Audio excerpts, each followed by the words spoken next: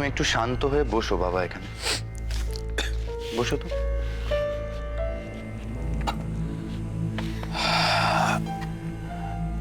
বাবা, এত অস্থির হয়েও না। দেখো, তুমি হসপিটালে গিয়েও কিচ্ছু করতে পারতে না, ওরা ইচ্ছের সাথে তোমাকে দেখাই করতে দিত না। আর সৌরভের কথা বলছো, ও নিশ্চয়ই ভালো আছে। আর আমরা তো মিসিং রিপোর্ট করিয়েছি থানায়, আমার মনে হয় পুলিশ একটা ব্যবস্থা নিশ্চয়ই করবে। তোরা যতই আমার সান্ত্বনা দিস না কেন মেজো খোকা, আমি শান্ত হতে পারতেছি না। আমার পোলাটার কি হইল? কই গেল আমার পোলাটা? বাবা, তুমি এরকম করো না। আচ্ছা মেজদা, ছোট বৌদি কি ইচ্ছের কাছে একা আছে? হ্যাঁ, ওই একমাত্র যে এখন ইচ্ছেকে সামলাতে পারবে, তাই সাহস করে ওকে একাই রেখে এলাম। বাবা, তুই কি হলো? তুই এক গ্লাস জল নিয়ে আয় তাড়াতাড়ি। ও বাবা, আস্তে। মেজো, আমার ভাইয়ের জন্য খুব ভয় করছে রে। ভাইয়ের কোনো বড় বিপদ আপদ হয়নি তো? না মানে বাবা মায়ের মনে তো সবার আগে টের পায়। বাবা, এই নাও ধরো। তা না হলে বাবা এরকম অস্থির কেন হয়ে যাচ্ছে বল? তোর কি আর কিছু বলার আছে? হ্যাঁ, না হলে নিজের ঘরে যেতে পারিস।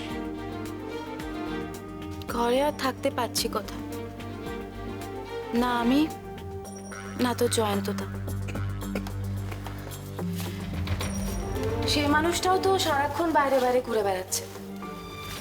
কোথায় ভাইয়ের খোঁজ পাওয়া যায়?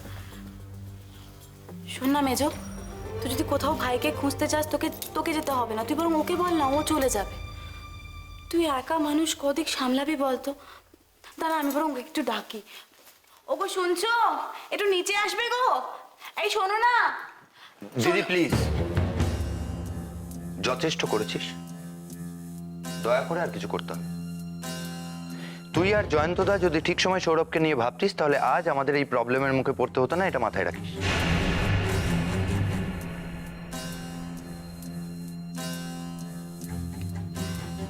দেখ মেজো, ও কথা বলিস না।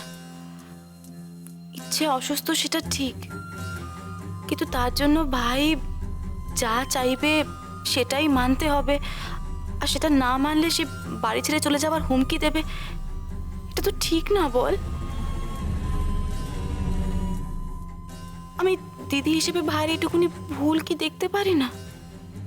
হ্যাঁ, দিদি হয়ে তুই শুধু সৌরভের রাগ, জেদ আর ওর বাড়ি থেকে চলে যাওয়ার হুমকি দেখেছিস। একবার ভেবেছিস যে ছেলেটার দেওয়ালে পিঠ থেকে গেছে?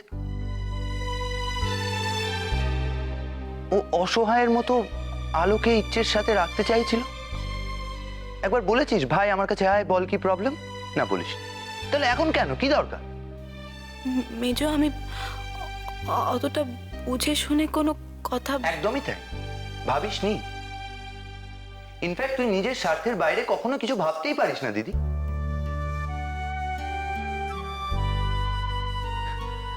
আজও যে তোর চোখ দিয়ে জল বেরোচ্ছে ভাইয়ের জন্য, সেটাও মন থেকে কিনা আমার সন্দেহ আছে।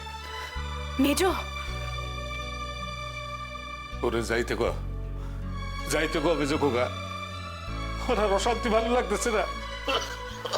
বাবা, বাবা, তুমি তুমি কেঁদো না, এরকম করো না বাবা। তুমি দেখবে ইচ্ছে ঠিক হয়ে যাবে। আর ছোটদারও কিছু হয়নি। নাও, এই জলটা খাও।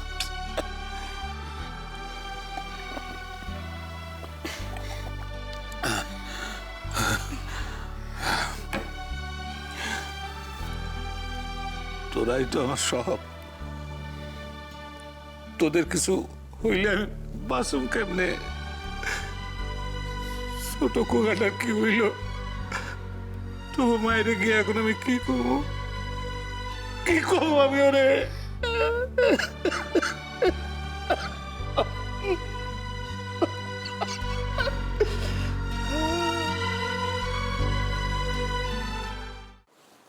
ফার্স্ট এড করে দিয়েছি, এর বেশি কিছু করা আমার পক্ষে সম্ভব না।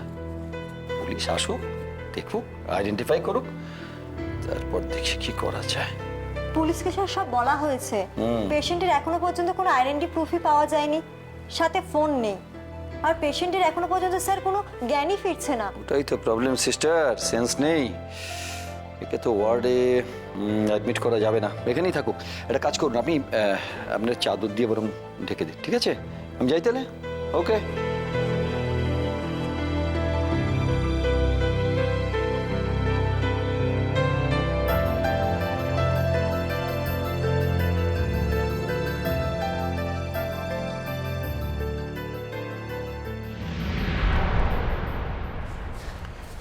এ কি আপনি? আমি আসলে ওই ওয়ার্ডে গেছিলাম, ওনারা বললো আপনি এখানে। হ্যাঁ মানে আসলে এখানে আমার আসার কথা ছিল না, কিন্তু একটা পেশেন্ট নিয়ে এমন ঝামেলা হয়রানি। আচ্ছা ঠিক আছে, আপনি যান, আমি একটু বাদে যাচ্ছি। আর আলো ইচ্ছে আসলে আমার মেয়েটা। আমি জানি ম্যাডাম, আপনার মেয়েকে নিয়ে আপনি খুবই চিন্তিত। আমরাও কিন্তু ওকে নিয়ে ভীষণ কনসার্নড। আসলে কি জানেন, এই ছোট্ট নার্সিংহোম সব দায়িত্ব তো আমার, সব দিক থেকে তো আমার। আচ্ছা ঠিক আছে, আপনি যান, আমি একটু বাদে ইচ্ছের ওখানে যাচ্ছি, কেমন? স্যার, পেশেন্ট বলছে আলো। আলু? কেন, ওয়ার্ডে তো সাফিসিয়েন্ট আলো আছে। তাহলে কি ছেলেটার কোনো ভিশনের প্রবলেম হলো?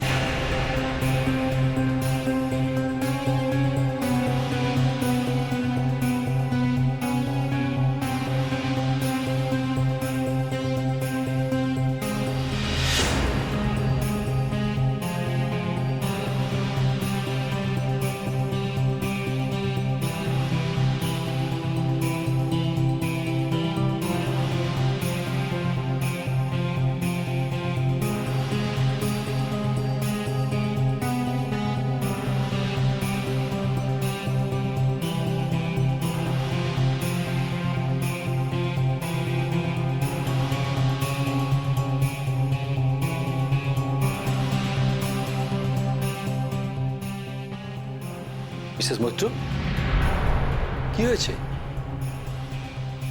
কাউকে খুঁজছেন?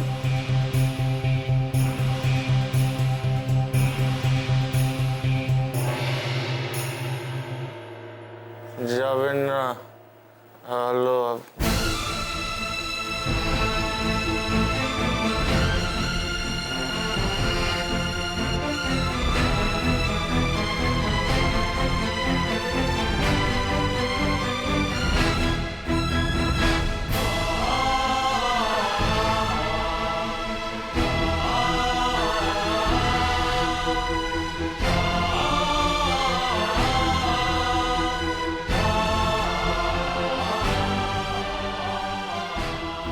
যাবেন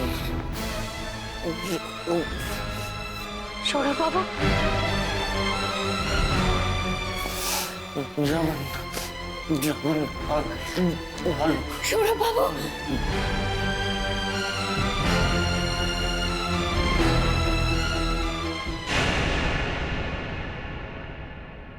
বাবা, সৌরভ হসপিটালে। মেজ ঠাকুরপো, হাসপাতাল থেকে কি বললো? কে কথা বলতে চায়? সৌরভের স্ত্রী? ও আমার পোলা, আমার নাতনি রে ফিরাইয়া দিছে। পরে আমি আমার ঘরের লক্ষ্মী করুমি, সে যে যাই কয় কৌক। কিন্তু আমার একটা শর্ত আছে।